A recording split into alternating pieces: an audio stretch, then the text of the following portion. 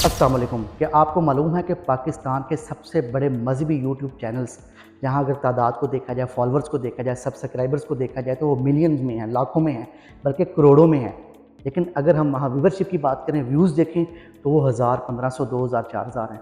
आखिरकार क्या वजह? क्या वाक़तन जितने भी दुनिया में लोग मौजूद हैं, उन्होंने इन मज़हबी चैनल्स को जो है वो देखना सुनना छोड़ दिया है? क्या वो इन तमाम मज़हबी स्कॉलर से जो है वो तंग आ गए हैं? याद रखें कि कहानी जो है वो इतनी भी आसान नहीं है। तो मैं सबसे पहले बात करूँगा, जो पाकिस्तान का सबसे बड़ा मज़हबी यूट्यूब चैनल है वो है मौलाना तारिक मीर साहब का। तो आइए बात करते हैं कि आखिरकार इस पर कितने जो है ना जो है क्या नाम लेते हैं, फॉलोअर्स जो हैं वो मौजूद हैं, सब्सक्राइबर्स मौजूद हैं। तो सबसे पहला जो चैनल है वो है मौलाना तारिक मीर साहब का।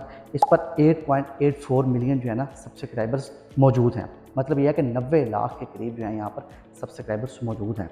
और फिर अगर हम बात करें इनकी व्यूवरशिप की, तो मैंने लास्ट 10 दिनों की जो है ना इनकी वीडियोस निकाली हैं। ये आपको जो है स्क्रीन पर तमाम चीज़ें नज़र आ रही।